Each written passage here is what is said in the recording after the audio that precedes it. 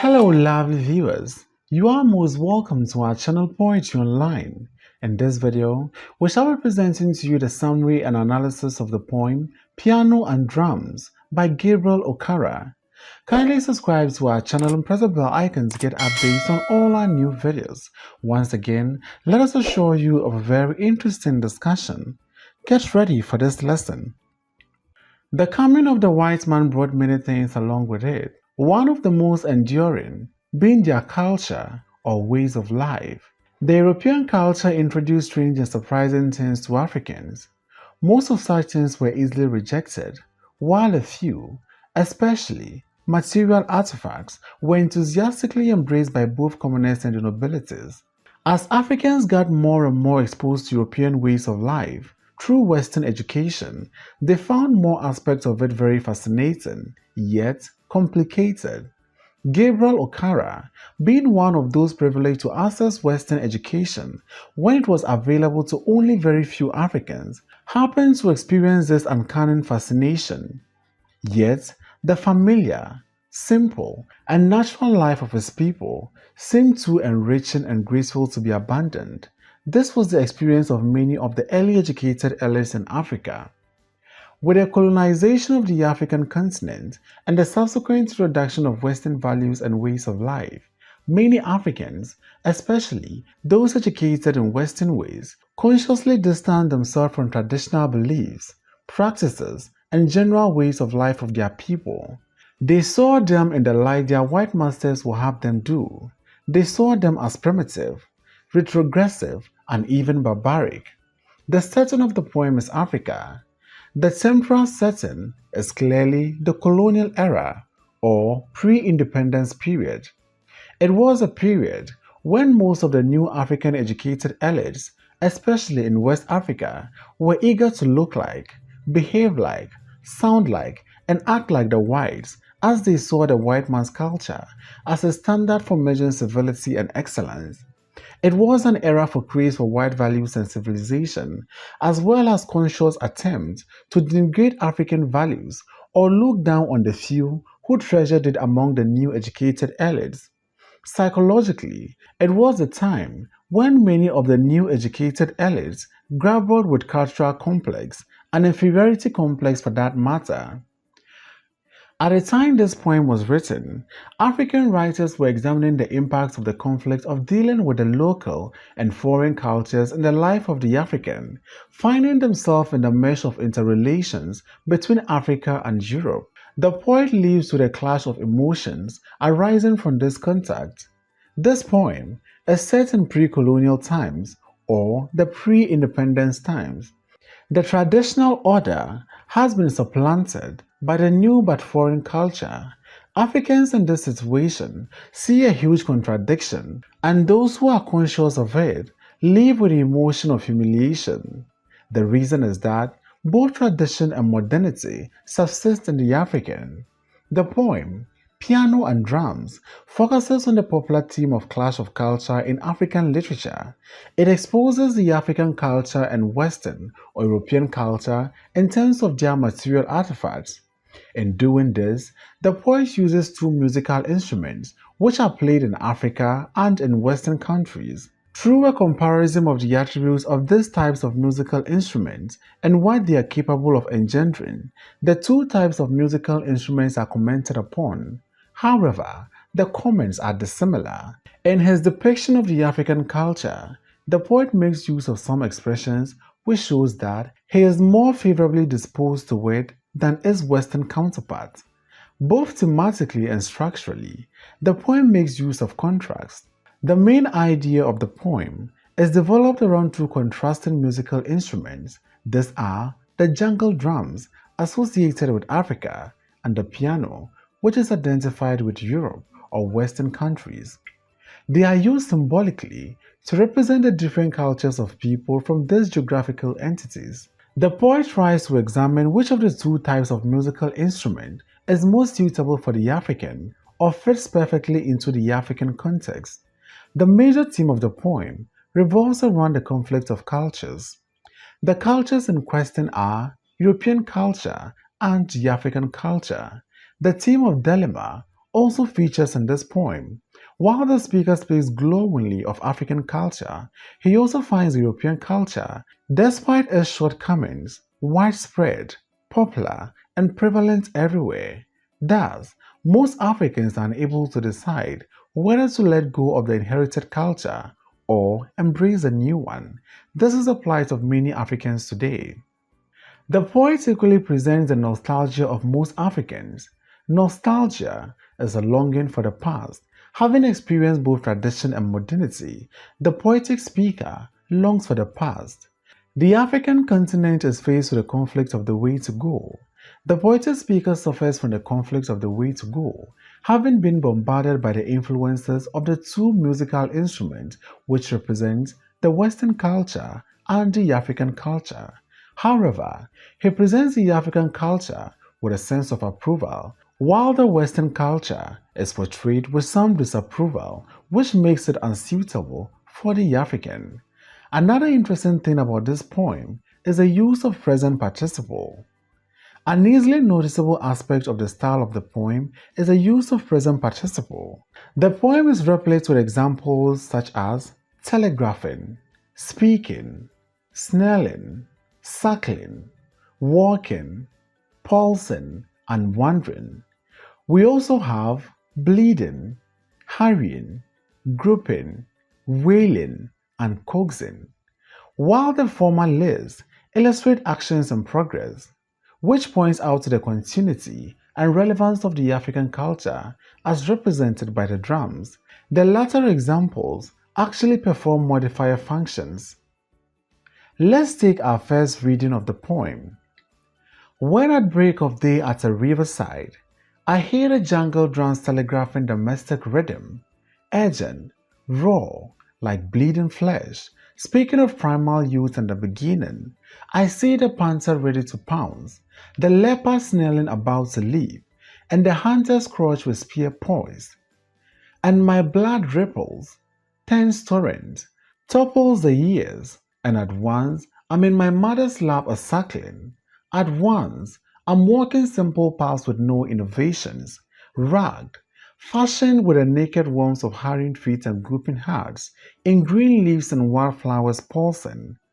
Then I hear a wailing piano, solo speaking of complex ways, in tear-ferret concerto, of faraway lands and new horizons with coaxing diminuendo, counterpoint, crescendo, but lost in the labyrinth of its complexities, it ends in the middle of a phrase at a dagger point.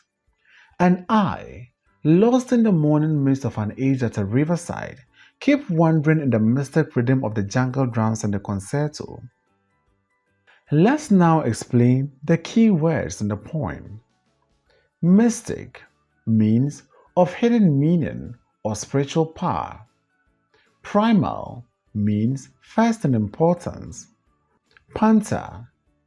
A panther is a black leopard or puma. Pounce. To make a sudden attack or downward swoop on someone or something. Snarling. Showing the teeth and growling. Crouch. Lower the body with the limbs together in fear or to hide. Poised means to be ready. Ripples, small movements on the surface of water. Torrent, violent or rushing stream of liquid. Suckling, a baby or young animal still being breastfed.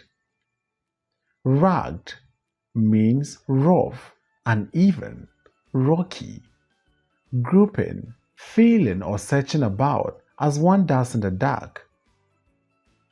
Concerto, musical composition for one or more solo instruments supported by an orchestra.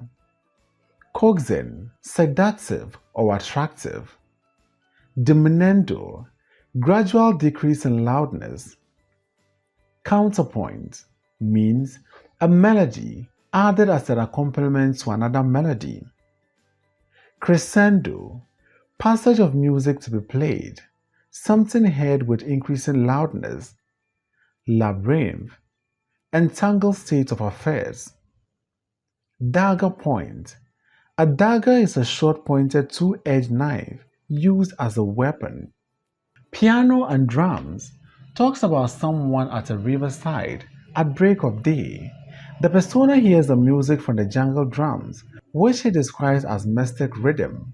He also sees the panther about to attack, the leopard growling and also ready to leave, and of course, the hunter with a spear poised for action. This scene undoubtedly frightens him. In consequence, the fear makes him feel like a baby on the mother's lap who needs help. The persona therefore has no option than to hurry through the green leaves and wildflowers. Then, just about the same time, he hears the sound of the piano, contrasting that of the African jungle drums. He describes it as complex because it is orchestral in nature, depicting its foreign nature, as he says, of faraway lands and new horizon. He finds himself in a confused state, not knowing which to choose. Is it the piano or the drums? Setting. The setting of the poem is a typical African countryside. It appears to be the poet's village because he informs us that he is at a riverside. Gabriel Okara hails from the riverine area of his country, Nigeria, where numerous tributaries from the river Niger form a delta before emptying into the Atlantic. The rural nature of the setting is further suggested by references to animals, jungle drums, hunter, green leaves, and wildflowers. The time is very early in the morning when everything is fresh and the atmosphere is undisturbed by activities of man and animals. Subject matter. The poem is a reflection of the impossibility of living two different cultures simultaneously. The two cultures concerned here are the African culture and the European culture. The former is depicted as natural and simple, while the latter is described as strange, fascinating, and complex. The poet struggles to identify with a particular one but gets lost in the process. Language and style. The poem makes use of contrast, both thematically and structurally. The main idea of the poem is developed around two contrasting musical instruments. These are the jungle drums associated with Africa and the piano, which is identified with Europe. They are used symbolically to represent different cultures of people from these geographical areas. One of them is simple and natural, while the other is sophisticated but complicated. One is rugged but innocent, while the other seemed refined but worldly wise. We are told that one is wailing, while the other is associated with pulsing. Whereas one induces memories and images of natural beauty, the other speaks of complex ways and of faraway lands. In short, while one is presented with a sense of approval, the other is portrayed with some disapproval. The jungle drums represent the ancient primitive ways, while the piano represent the modern ways. Speaking structurally, stanza 1 contrasts with stanza 3, as the former dwells on the jungle drums, while the latter focuses on the piano. Also, two different stanzas, 1 and 2, are devoted to the drums, while only the third stanza is devoted to the piano. This, in a way, betrays the poet's greater merits in the drums. Structure. The poem consists of 29 lines, which are arranged into 4 unequal stanzas. The first stanza comprises of 8 lines, the second also 8 lines, the third has 9 lines, while the last comprises of 4 lines. The first and second stanza describes the jungle drums and the effects of their beat on the poetic speaker in that order, while the third stanza describes the piano. The last stanza forms the poet's conclusion. The first and third stanza, focusing separately on two musical instruments, are contrasting in preoccupation but similar in structure. While the first describes the drum in total approving terms, the third describes the piano with some disapproval. However, both explore three things in common, which include the sound of the instrument, what the instrument says, and the poet's reaction to the instrument. With respect to the drums, The sound is said to be mystic, urgent, and raw. It speaks of primal youth and the beginning, and it induces old but fond memories. As for the piano, the sound is said to be wailing and tear-furrowed, speaking of complex ways and distant lands, and it is seductive but complicated. The last stanza summarizes the poet's dilemma. Diction. The words used in the poem are carefully chosen to convey his message and feelings. From a casual reading of the poem, it is clear that the poetic speaker is familiar with the two cultures depicted in the work, as he talks of the jungle drums, animals, hunters, the indices of so-called primitive cultures, the idea of telegraphing, and the register of the European or Western music indicating knowledge of the civilized culture. A word like releasing instead of telegraphing, for example, is unlikely to generate this impression. The poet's choice of words also illustrates his attitude. For instance, he uses the word mystic to describe the rhythm of the jungle drums engenders mystery, but positive wonders, which betrays the poet's preference for the drums and the culture they represent. By the same token, using the word wailing to describe the piano, and by implication, Western culture, shows his disapproving attitude towards it. To wail is to let out an intense and loud cry, usually as a concern of pain or grief. The compound word, tear-furrowed, also suggests the same attitude from the poet. If furrow means deep hollow, then the poet is describing the concerto as one which is filled with sadness. The phrase dagger point also has a special effect, for it suggests a pointed edge. With the music from the piano emptying abruptly at a point like this, the poet's discomfort or confusion with it is further emphasized. Let's now take a detailed analysis of the lines contained in the poem, starting with the first stanza. When at break of day at a riverside, I hear the jungle drums telegraphing the mystic rhythm, urgent, raw, like bleeding flesh. Speaking of primal youth and the beginning, I see the panther ready to pounce, the leopard snarling about to leap, and the hunter's crouch with spear poised. Early at dawn of a new day, the poetic speaker is at the bank of a river, apparently a river in his village. He hears the jungle drums release a natural and wonderful rhythm. They also inspire wonderful memories of the distant but youthful past. Apparently, the poet speaker is a mature person who has had an exciting time in his younger years. With this state of mind, he fondly reimagines sight of wild animals after their quarries or trying to escape from hunters' attack. Second stanza. And my blood ripples, turns torrent, topples the years, and at once I'm in my mother's lap a suckling. At once I'm walking simple paths with no innovations, ragged, fashioned with the naked worms of hurrying feet and groping hearts, in green leaves and wildflowers pulsing. The imaginary sighs, which flood back to the poet's mind, as noted in the first stanza above, further arouses positive emotions and nostalgia in him. Suddenly, he sees himself becoming a baby, snugly placed in his mother's lap and suffering the milk from her breast. He recalls those childhood days when he walked barefoot the simple paths of his village, not the asphalt road of the current era. The beautiful flora of the world, which usually fascinated people and induced positive contemplation, is also remembered. Let's now move to the third stanza. Then I hear a wailing piano, solo speaking of complex ways, in tear-furrowed concerto, of faraway lands and new horizons with coaxing diminuendo, counterpoint, crescendo, but lost in the labyrinth of its complexities, it ends in the middle of a phrase at a dagger point. In this stanza, the poetic speaker gives an account of another experience which follows but contrasts with the above. Suddenly, he hears the wailing piano. The piano, unlike the drums, issues complex lyrics about unfamiliar and distant lands. The piano is also said to function without the accompaniment of other instruments, which suggests loneliness. In spite of these apparent shortcomings, the poetic speaker knows that the music engendered by the piano is seductive and appealing.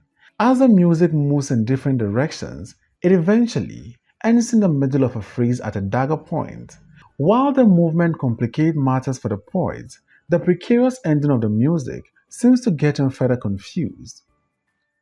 Let's now move to the last and final stanza of the poem. And I, lost in the morning mist of an age at a riverside, keep wandering in the mystic rhythm of the jungle drums and the concerto. This line articulates the poet's final position. Still at the riverside, he declares himself lost. He is unable to make a choice between the two cultures represented by the piano and the jungle drums. The idea of morning mist, in which he is lost, however, suggests that the loss may be temporary or maybe for a while. Let's now move to the major themes of the poem. Conflict or clash of culture. The major theme of the poem revolves around conflicts of cultures. The cultures in question are European and African culture, which are symbolically represented by piano and drums respectively. The African culture is depicted as simple and natural, though it is characterized by mysteries. The mysteries are understandable. It is unlike the European culture, which is sophisticated, complicated, yet seductive. The African culture is identified with a primitive age, while the European one is identified with modernity. Generally, African culture is portrayed as attractive for its innocence and simplicity. On the other hand, with phrases like wailing, solo speaking, and tear-furrowed, the impression is given that the European culture has several shortcomings. However, we are told that it is coaxing, as the music from the piano moves in different tonal directions, which suggests some form of attraction. For the poet, it is a culture difficult to understand. The theme of dilemma. The theme of dilemma also features in this poem. While the poetic speaker speaks glowingly of the African culture, he also finds the European culture, despite its shortcomings, seductive. Thus, he is unable to decide whether to let go of the inherited culture and embrace a new one. This is the plight of many educated Africans today. Many have, however, resolved this dilemma by taking from the two cultures in what has come to be known as cultural syncretism. The theme of innocence. The theme of innocence in the poem is explored in a depiction of the African culture. From the very first line of the poem, where we are told that the event takes place at break of day, the idea of innocence is already implied. This is because the day is fresh and uncontaminated by other activities or sounds. The sounds heard from the drums are therefore pure and not corrupt. The poet also evokes the idea of innocence when he speaks of primal youth and the beginning, paths with no innovations, grouping hearts, and becoming a suckling in his mother's lap all over again. All this suggests uncontaminated and uncorrupted or undiluted, rustic life or childlike innocence with which Africa and a culture are depicted in the poem. Let's now discuss the literary devices in the poem. Symbolism. The poem employs symbolism to drive its message. The sources of the conflict explored in the poem are represented symbolically by piano and drums, with the former representing European or Western culture, while the latter represents the African culture. With this symbolic implication, the depiction of the piano as solo speaking, tear-furrowed, and full of complexities are intended to show that European culture is individualistic, melancholic, and difficult to live for non-Europeans. On the other hand, the African culture is presented as simple, innocent, and natural through phrases such as mystic rhythm, raw, simple paths with no innovations, naked warmth, green leaves, grouping hearts, and so on. Personification. The piano and drums, in addition to their symbolic status, are also personified in the poem. The drums are not only said to telegraph or send their message electronically, they also speak of the past and the beginning. The piano also speaks of complex ways and is described as wailing. This presentation ascribes human capabilities to these objects, which enables the readers to connect better with the messages channeled through them. Imagery. Images of different kinds are employed in this poem. Rustic imagery is used in a depiction of the poem's spatial setting. The idea of inhabited jungle suggests a forest-like location or village where people go to the stream early in the morning to secure access to clean water. The idea of simple paths, which is ragged from the regular treading of barefoot, further evokes country life realities. Similarly, we have fauna or animals, or flora, or plants imagery, evoked with references to the panther and leopard in the wild, as well as wildflowers and green leaves. Images evoked here clearly say more about the setting of the poem, as well as the abundant natural riches of the environment from where the drum sound come from. Audio imagery is also found amply in the poem, as the different musical notes and tones depicts the nature and functioning of the piano. Through words such as concerto, diminuendo, counterpoint, and crescendo, the ear is made to perceive the music from the piano. The theme of innocence in the poem is partly built around the images of a baby and his mother's love suckling, and that of a child walking simple paths. The oral perception of the wailing piano is another strong imagery, one which inscribes a tone of disapproval from the poet. Alliteration. Written in free verse, rhyme is clearly scarce in the poem. However, the rhythm in it is quite palpable. This is partly made possible through the sound device called alliteration, which is a repetition of initial consonant sound in close quarters in poetry. Some examples in the poem are found in the expressions panther, ready to pounce, leopard snarling about to leap, and my blood ripples, tense torrent, topples the years, solo speaking, lost in the labyrinth, morning mist. These expressions are significant for enhancing the rhythmical quality of the poem.